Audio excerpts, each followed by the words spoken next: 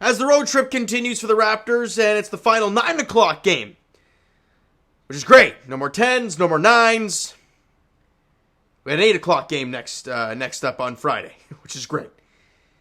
The Raptors lose yet another close one. 131-128. You allowed 131. I mean, you're not going to win many games that way. You score 128, that's great. It's beautiful. But 131 allowed. With the loss, the Raptors have now lost back-to-back games. They're now 23-30. On the year, we heard the OG rumors getting hot yesterday with hearing the Suns and the Knicks are showing interest, and the Raptors are kind of open up the basically putting volume on the phone so that they can hear the ringer going off. Getting teams calling them. I mean, it's probably been happening a little while now, but at least it's now coming out to us that it's happening. With the trade deadline looming, OG Anunoby is the one name we continuously hear about now. So is that the move that's made? We'll see. But in the end, tonight was just a disaster on the defensive end. Were there moments where you did well? Yeah, sure. But in the end, you didn't have one quarter where you allowed less than 31. You're not going to win many games that way. You're just not. And I don't want to be too long with this because I feel like a broken record saying it every damn video. But in the first quarter, you lose it by 6, 31-25. Your offense wasn't going. Then the offense kicks in the rest of the ball game, where the Raptors win every quarter the rest of the way by 1. 35-34, 32-31, and 36-35. But you lost the first quarter by 6, so you lose the game by 3. There were opportunities. They had the lead. I mean, I could break down every play. I did it in the last video. Big plays, missed, this and that. But in the end, Raptor fans, it was the collective defense from basically minute 1 to minute 48. The Raptors defensively just were not good, leaving wide open shooters, allowing Walker Kessler just to slam everything down. Dude had 7 blocks. And Lauri Markkanen had 26 points on like 13 field goals. Defensively, the Raptors were just lost. They looked disinterested. They just didn't look good at all. Isn't it insane how we go from that Portland game? Now, I get it. Portland, the Sacramento game, where I understand the competition, at least against Portland, ain't the greatest. But where they look incredible. And then the last 2 nights, they looked like this. It is what it is, I guess, right? Let's get to these player stats. Let's rip through these. Precious, question for you. I was watching a lot of the Leaf game as well. Why did Precious play 25 minutes where everyone else is up near 40?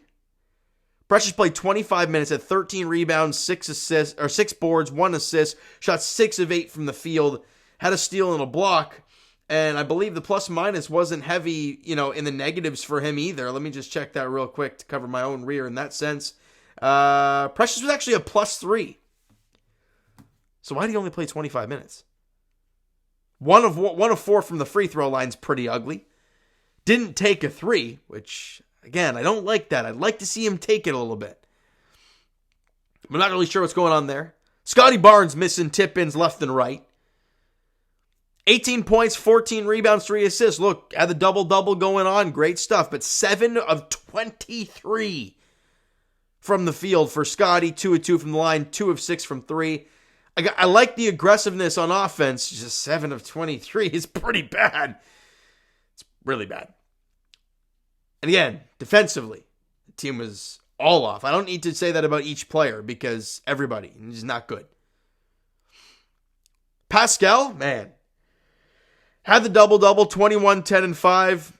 Shot 9 of 22, which ain't terrible. Was 3 of 6 from the free throw line and didn't take a single 3. Right? Am I right with that? Hold up a minute. That just seems not right that Pascal did not take a single 3. I'm just going to fact check that. No, I'm right. Yeah, 0 of 0 from 3-point range. And he had 3 turnovers and he fouled out. He fouled out with a couple minutes to go. In a game where the Raptors, yeah, they were behind, but they were right in it. And your best player fouls out. It's tough on a play where Mike Conley gets the and one. It's a big play, too. If you're going to foul out, just foul them hard. But it's a ticky-tack foul, and it's an and one to put them up like 7 at the moment. It was a turning point.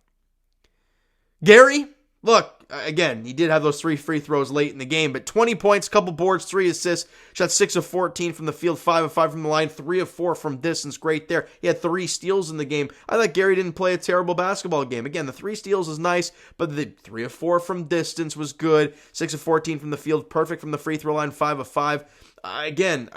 Defensively, look, they were all terrible. Let's be honest. But I liked Gary's game offensively, looked really good. And Fred VanVleet, guy's a triple-double. Gives you everything. Late in the game, Clarkson's hitting tough threes, and Fred comes back off a screen. He knocks down a 3 and just shutting the crowd up a little bit. And it's just like, oh, man, big shot. Fred comes back-to-back threes. And we're like, oh, my God, just hanging in there. Just hanging this team in there. He ends up getting 34 points, 12 boards, 10 assists, did 12 rebounds. Think about that. With guys like Walker Kessler and Lauri Markkanen on the court, Fred had 12 rebounds. It's crazy. 12 of 25 from the field. Great. Perfect from the free throw line. 6 of 6. Great. 4 of 9 from 3. Great. Had a steal and a block. Good. But in the end, you lose by 3. It's just painful that he gets a triple-double and you give him 131. Chris Boucher, the only guy to give you any production off the bench, 16, 5, and 0. Shot 7 of 9 from the field, was 1 of 3 from the free throw line. So him and Precious combined 2 of 7 from the line. That's ugly. And 1 of 2 from distance. Raptor fans, I'll tell you the difference between the Raptors and the Jazz, okay? And in the big moments. Let me read the Raptors' minutes. And I know people have heard it a lot, and I will continue to harp on it because it's a problem. But you can't blame Nick, the reason being, your bench sucks. You got nothing. So you have to run these guys out there. Scotty, 41 minutes. I don't like it. You want to groom this guy. You don't want to just beat him to the ground so early in his career. 41 minutes. Pascal fouled out, had 39. He would have been over 40 if he finished the game. Gary had 37 minutes. Fred, 37 minutes. And Chris Boucher's got 20. Thad Young, 13. And then 8, 8, and 6. And that's it. Where's Utah's minutes? Their guy with the top minutes in the game was Lauri Markkanen at 35. The Raptors had 4 guys over their top player at 35 minutes in Lauri Markkanen. The next guy after that was Jordan Clarkson at 32, Mike Conley at 31, and everybody else was under 30 minutes played. They're fresh near the end. They made the big shots late because they were fresh. Meanwhile, everyone else in the Raptors is dead tired. The bench is bad. And it bleeds into the starters because down the stretch, when you're asking for defense, you can't get it. Why are the Raptors winning games with a bench of Precious and Chris Boucher? Because they were getting energy. They were getting production off the bench. They were beating the snot out of other bench units because of that. But with OG out, you've had to put pressure in the starting lineup, who's done an admirable job, but it takes away from your already really bad bench. Team stats. Raptors take 110 field goal attempts. They shoot 46% from the field, 50 field goals made. They shoot 54% from the field. They knocked down 45 of 84. So the Raptors had, let me do some math here. They had 26 more field goal attempts and only had 5 more makes. God, it's painful. 44% from 3 for the Raptors, not bad. They took only 23 threes. 10 for 23. They shot 48 threes. They knocked down 18. It's an 8 3-point differential. What is that? 20? Was that 24? 24-point differential just on 3 points made. Big time. Free throw line? Yeah. 26 for 30 were the Utah Jazz. Raptors missed 8 free throws. We're 18 of 16, albeit like 5 of those were Chris Boucher and Precious Achiuwa for 69% from the free throw line. That's ugly. And if you look at all the other stats, right? Offensive boards, plus 12. Turnovers. They had 9 more turnovers. Points off of turnovers. Raptors plus 10. Fast break plus 14. However, he had 25 offensive boards. You were plus 12, and you only had plus 3 in second chance points. So again, a lot of tip-ins that weren't going. But you're plus in every number. You're looking pretty good there. But no, you can't defend. And it's awful. And I mentioned to you guys before we went on the road trip, would that be the last game that at Scotiabank Arena that we see some of these Raptor players or any of these Raptor players? And I'm going to leave it to you guys. Will we see OG Anunoby at Scotiabank Arena in a Raptors uniform again? Because I think when they come back, the trade deadline's the next day. So we'll see. With all the rumblings going around and things are getting a little hotter out there, who knows what's going to happen. Next game for the Raptors, though, is, I wouldn't say it's tank bull, because let's be honest here, we have 10 more wins than the Houston Rockets. It's not happening. But you play the Houston Rockets in Houston at 8 o'clock on Friday night.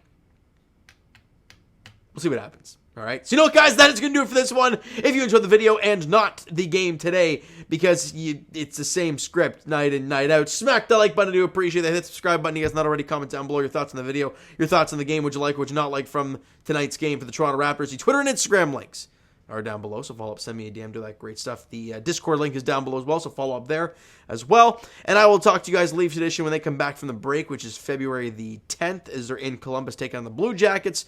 And as for the Toronto Raptors, like we said, they're back in action against the Houston Rockets in Houston on Friday night at 8 p.m. All right, so thank you guys so much for listening and watching. I hope you enjoyed the video and not the game today. We'll talk to you guys then.